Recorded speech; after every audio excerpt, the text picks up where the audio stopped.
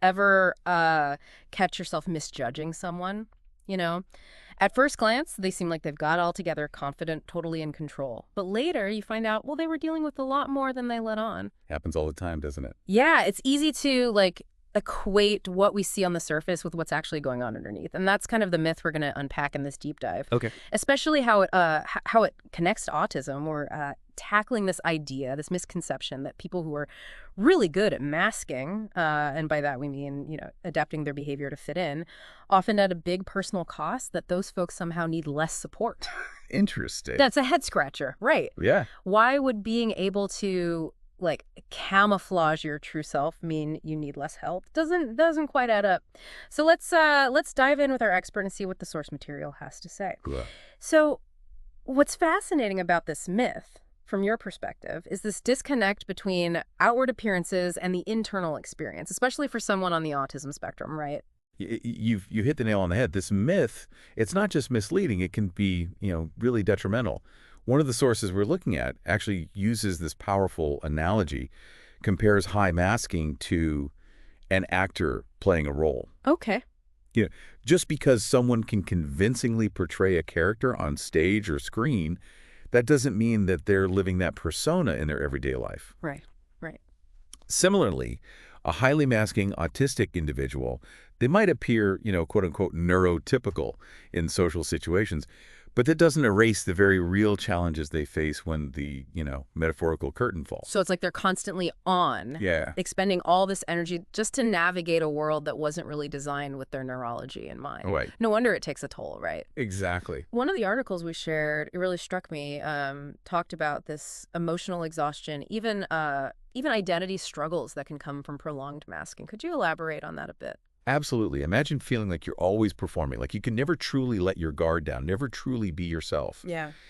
That constant pressure to conform, it can lead to, feelings of disconnect, right? As Yeah. if there's this chasm between who they are on the inside versus the persona they feel forced to project outwardly. Right. One of the people interviewed in the source material described it as like living a double life. Wow. Yeah. That's a powerful image, living a double life. It really underscores how crucial it is to provide support that goes beyond those surface level assumptions. Yeah.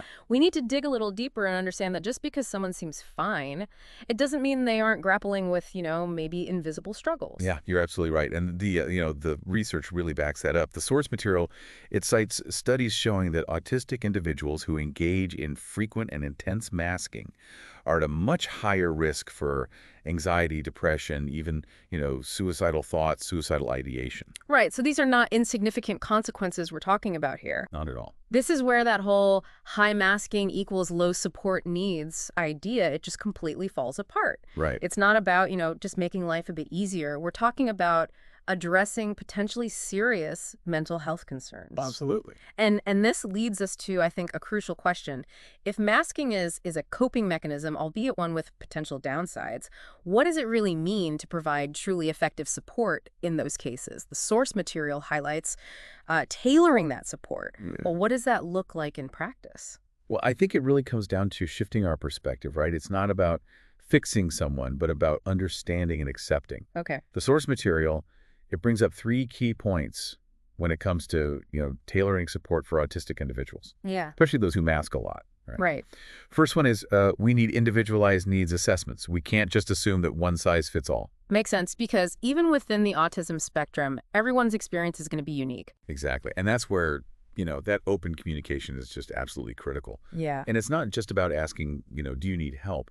It's more about how do we create a space where someone feels safe, feels comfortable, actually disclosing what challenges they're facing, even those that might not be obvious, right? Which kind of leads us to that second point you were talking about, right? Creating those safe spaces for disclosure. I imagine that's, it's definitely easier said than done, especially when you've learned to mask as a way to avoid judgment or stigma, right? Sure. And it takes a real conscious effort to build that trust, and that understanding. Think about it. Imagine always feeling like you're under a microscope, right? Yeah. Like you're constantly being scrutinized for any little thing that deviates from, what's considered normal. Right. In that kind of environment, opening up about your struggles, it's going to feel incredibly vulnerable. you know. Just like asking someone to hand over their shield when they're standing in the middle of a battlefield. They need to know you're not going to use it against them, you know what I mean? Yeah, yeah, for sure. And that's where that sense of genuine empathy Yeah. and non-judgment, that's so important. Right. It's about saying, I see you, I hear you, and I'm here for you, however that looks. Which I imagine ties into that third key point that the source material brought up, which is promoting self-acceptance. Totally. It's one thing to have that support from others, right? Right. But it's a whole other level to actually embrace your neurodiversity as part of who you are, not something to be hidden or suppressed or... Yeah, and that's where, we as a society, we have a role to play in shifting that narrative. Okay. It's not about asking autistic individuals to, like, conform to these neurotypical norms, right? Right. It's about creating a world where neurodiversity is celebrated, where it's valued. It's about recognizing that the very things that might make someone different, those are often the same things that make them, incredibly gifted, incredibly insightful, incredibly unique. Absolutely. It's about fostering a culture where those differences, those are seen as strengths, not deficits. Okay, so then how do we actually do that? How do we move beyond just like acknowledging the need for change to actually making a more inclusive and more supportive world for autistic individuals? It can feel like a massive undertaking sometimes, can't it? Trying to shift these like deeply ingrained societal norms just to create a world that's actually inclusive. It's like, where do we even begin? Yeah, it can feel daunting for sure.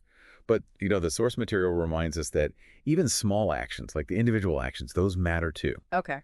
It starts with recognizing that we all have a part to play. Right. So it's not just about understanding the challenges, it's about taking action, even if it's just in our own circles. Like if you see someone being judged or misunderstood because they're on the spectrum, you say something. Exactly. It's about those everyday moments where we can choose to educate, advocate, to be allies. And honestly, one of the most impactful things we can do is just listen, Hmm.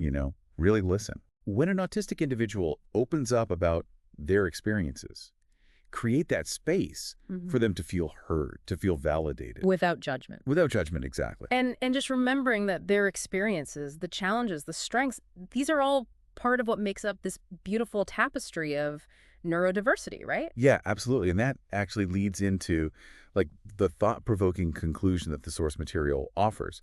It suggests that true progress means we need to move beyond this idea of masking as something to be fixed, or overcome. Yeah.